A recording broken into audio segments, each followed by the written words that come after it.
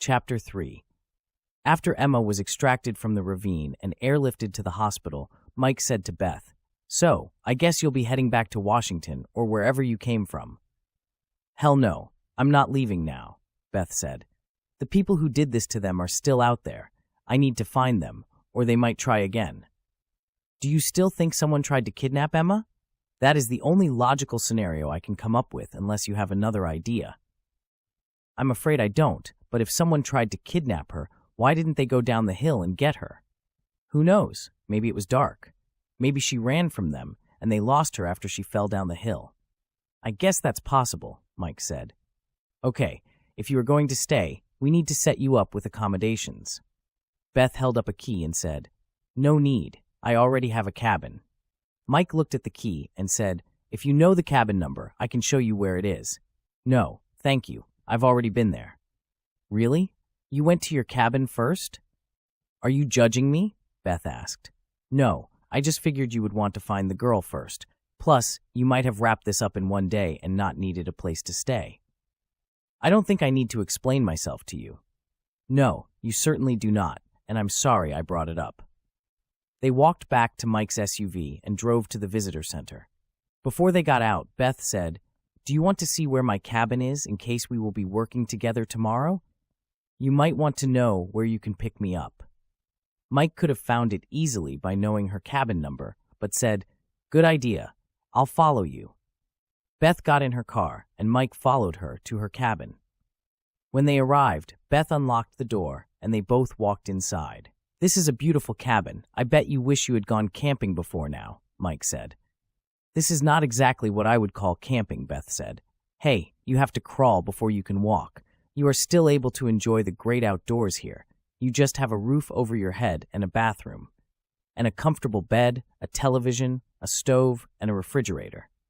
Okay, I see your point. It's still better than the city." "It sure is." "Well, thank you for everything, Mike. Do you think we will be working together again tomorrow?" "I will make sure of it. For now, though, you must be hungry, and I doubt anyone stocked your refrigerator. If you want, I'll take you to town and show you where you can pick up supplies. I'll even buy you dinner." Beth smiled and said, "My pride wants to refuse your offer, but my stomach says, show me the food." "Does your stomach always win?" "Pretty much, unfortunately."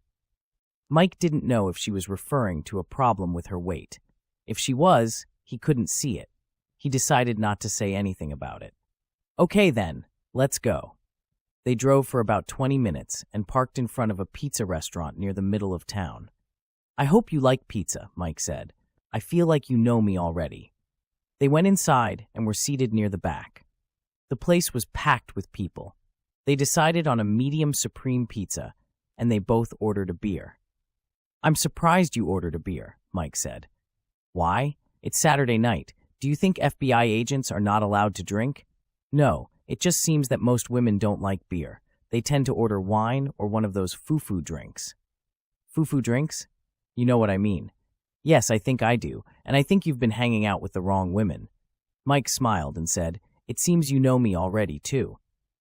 "That doesn't sound good," Beth said. "Have you been having girl troubles?"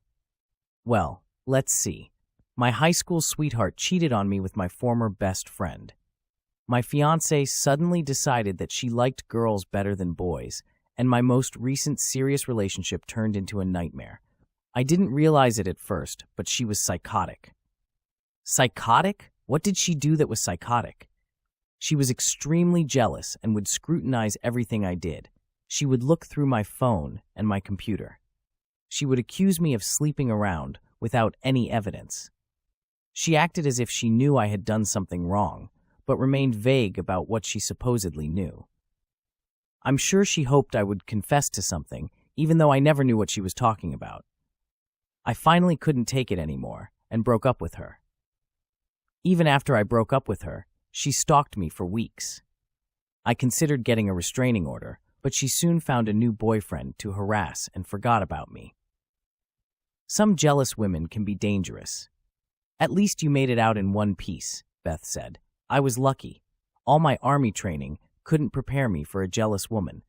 What about you? Is there a man in your life? Not at the moment, Beth said. I think I had slightly better luck than you, but with the same result. My first love interest, if you can call it that, was a boy I knew in my sophomore year of high school. His family picked up and moved out of state after the school year ended, and I never saw him again. I dated a guy in college, but it was more of a friends with benefits situation. After graduation, we went our separate ways. Since joining the FBI, I've been too busy for a serious relationship. I did try once recently, but it didn't work out. It didn't work because you were too busy? Mike asked. No. It seems I was the flavor of the month. When the month changed, so did the flavor. I'm sorry. That guy was an asshole. Pretty stupid, too. I mean, you seem like quite a catch. Why would he let you go? Thank you, Mike. I think he didn't want to have any commitments. After we broke up, I thought long and hard about where my life was going and concluded that he had done the right thing. The best thing I can do now is follow his lead and live for myself. If I want to get ahead, I must focus all my energy on my career. That's messed up on so many levels, Mike said. After what you told me, I would hardly consider you a relationship expert. What is wrong with putting me first? First, I never said I was a relationship expert, but I know a little about being happy. Second, you will never be happy with the attitude that you have adopted. Sure, you might get what you want quicker, but once you get it, you will be disappointed because of how unsatisfying it feels. Third, the goal in life is to be happy, not to accumulate things, make a lot of money, or climb the corporate ladder. If you want to be happy, the number one way is to do whatever you can to improve the lives of others. Oh, really? So if I gave all my money and possessions to charity, that would make me happy? No, of course not. You can't hurt yourself in the process. You just have to be kind to people. You need to love people, sometimes intimately, and sometimes as friends. Loving someone not only helps you to be happy, but it also improves the happiness level of the person you love. If you give up on love, you also give up on happiness. I can tell you are passionate about this subject, Mike, but I'm not convinced. Well, if you do nothing else, at least make time to have fun occasionally. It's not good for you to be all work and no play. The waitress arrived and set their beers in front of them. Your pizza will be up shortly, she said. Is there anything I can get you? No, thank you, Mike said. When she walked away, Beth said, I like to play. You like to play, but do you?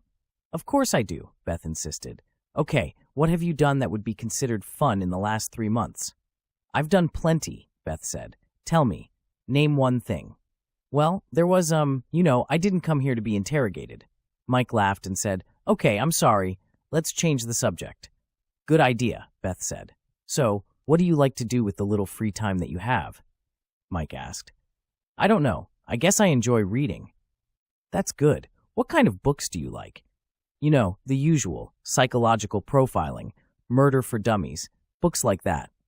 I'm going to assume you are joking, Mike said just before the pizza arrived. Mike pulled off a couple of pieces and put them on Beth's plate, then took a couple of pieces for himself. Beth took a bite and said, This is very good. I thought you would like it. This is my favorite restaurant in town.